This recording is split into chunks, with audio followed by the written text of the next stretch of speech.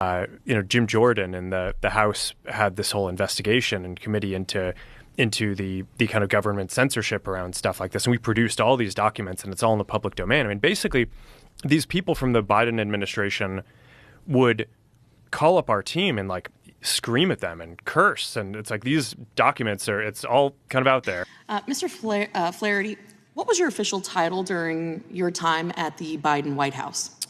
Congresswoman, when I was at the White House, I was assistant to the president and director of digital strategy. And that is an appointed position, correct? It is, Congresswoman. Okay. Now, did you take an oath to the United States Constitution when you assumed this appointment? Yes, Congresswoman. Perfect. And you're familiar with the First Amendment? I am. Can you please outline the 5 tenets of the First Amendment for me? Congresswoman, I'm not going to be able to do it off the top of my head, but generally the First Amendment relates to freedom of speech, freedom of religion, freedom of assembly, and off the top of my head, I'm not able to recall all of the planks. Oof, well, that's disappointing and a little embarrassing, but not surprising considering what we're dealing with here today. I'll say in general, we were lifting up examples of content that we felt were violating. When you say we, I just want to know which human beings were involved in deciding, like, this Leonardo DiCaprio meme had to go. In general, we were discussing specific pieces of content when we were discussing. Again, I know you guys love pronouns, but we is not what I'm looking for. I'm looking for the names of the people. Congressman, I'm not authorized to. Well, you wrote an email on April 25th. Yes, I knew this is coming. This is just incredible. Brian Sether is attacking Elon Musk and Mark Zuckerberg for committing to free speech. He said Zuckerberg announcement is a MAGA makeover and would turn away liberals. For years, conservatives were censored and silenced by big tech. These people were extremely excited. They advocate for that. Now, tables are turning. They are crying everywhere.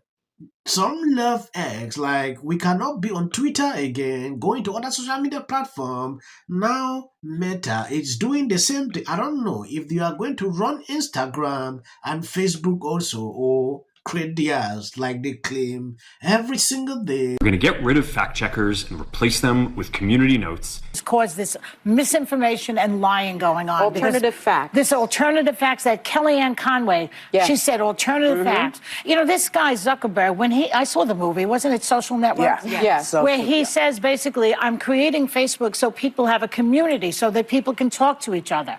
All of a sudden, it's become this big thing and a big lying machine that's going on. And the wokeness is what is at the bottom of it. 2 days later, I think a lot of people look at this as like a purely political thing. It's because they kind of look at the timing and they're like, hey, well, you're doing this right after the election. It's like, okay, I try not to like change our content rules like right in the middle of an election either, right? It's like there's not like a great time to do this. It's right.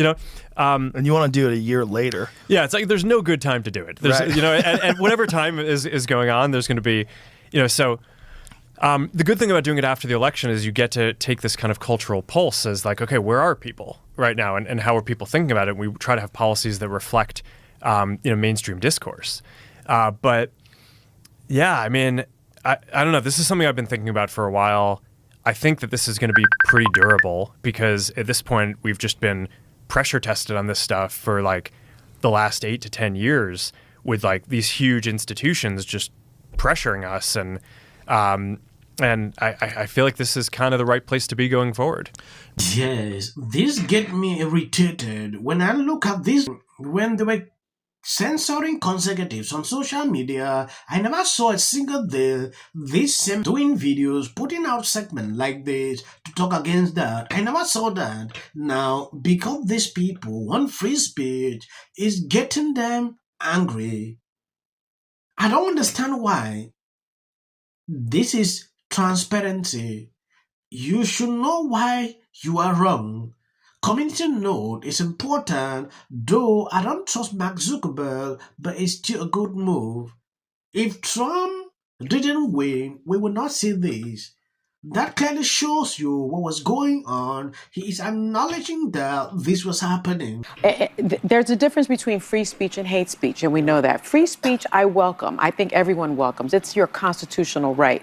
When you start delving into hate speech, which is what is happening all over social media, there's a problem with that. When delving into misinformation and disinformation, there's a problem with that. Meta's new hate speech guidelines permit users to call people in the LGBTQ plus community mentally ill. That is harmful. That is harmful. And the last thing I'll say is, let's just break it down to bare bones. This is about President-elect Trump going back to the White House. Mark Zuckerberg and Meta dined with Trump at Mar-a-Lago in November. Meta just donated $1 million to support his inauguration. Zuckerberg also elevated Joel Kaplan, the highest-ranking Meta executive closest to the Republican Party, to the company's most senior policy role. And on Monday, Zuckerberg said Dana White, the head of the Ultimate Fighting Championship and an ally of Trump's, would join Meta's board. This is about the fact that our many corporations, and especially these oligarchs that own these social media companies, are bowing down to Trump so that they can make money off of the American people. We have a bit of a conversation here. So this is actually more complex than we're making it, but on the free speech of it, and I actually agreed with Mark Zuckerberg. Of course, there's pressure because Trump's coming into office, but I do think that there's a cultural and societal desire to be able to talk about things openly. And actually, liberals used to be the ones who were super pro-free speech. The famous saying goes, I disagree with what you're saying, but I'll defend to the death your right to say. Yes, so but I will not defend to the death your right to call me. Here. Sometimes it happens like this. Be nice. She didn't talk for 20 minutes. And I always like hearing to say. Go ahead. But that's okay. Go ahead. Okay. I'm trying to make the point that hate speech, something that incites violence, is not legally ever protected under the First Amendment. My ability to say a housewife is a household object, I can say that. It can offend you. I don't agree with it, but you absolutely, under the First Amendment, have a right to say it. And the fact that we're policing speech because it makes people uncomfortable or they don't like it or it offends them, I don't think it's how we should engage it. If somebody decides, as they do often on these social media places, to call me not even say the word. Well, let's be. I get death threats on social media. If we're going to have this conversation, then let's have it. All right, go ahead. Because if we're going to do that, we have to do that. Okay. So there are certain things where we all agree, boy, you shouldn't be saying that. That is not curbing your free speech. It's asking you to, not you, asking one to respect the fact that people don't want to hear that word when it has to do with them or Native Americans or women or any of these things. And that's my point. But by the way, there is an element of choice that... This reminded me of something I saw recently. Gavin Newsom is now playing the victim and says that people who criticize his government failure at wildfire prevention are engaging hurricane force winds of mis and disinfo. He also wants Joe to deal with it. And Biden has just few days to go. I don't know if social media platforms will be engaging in this. Meta CEO founder Mark Zuckerberg told podcaster Joe Rogan that members of Joe administration here are his employee, demanding they take down content on their behalf. We saw what happened few days ago when Mark Zuckerberg came out against censorship. When I saw that, compared to what he did in the past, a lot of people are concerned with that. Mark Zuckerberg is a billionaire. Yes. I don't believe that if he was not giving into these people, this will be happening. After Trump wins, Mark Zuckerberg is certainly changing his thought. Now look at what is coming out. Some says this is a big RICO case that he has just put out against the Biden administration. Are a celebrity cover-up. Hear me out, okay? No. Where I live is on fire right now. Literally, the entire city of the Pacific Palisades is burning. And, you know, I flew here last night. I was on the plane, started getting texts. So I am evacuating my home. What we need to do against what we know is right, and these are the results. Trump is now calling that Gavin Newsom should step down. This is you getting water to areas that need water because there are fires in 100-mile-an-hour winds burning houses to the ground. I watched on a Ring camera a guy have to sit and watch his pet burn to death.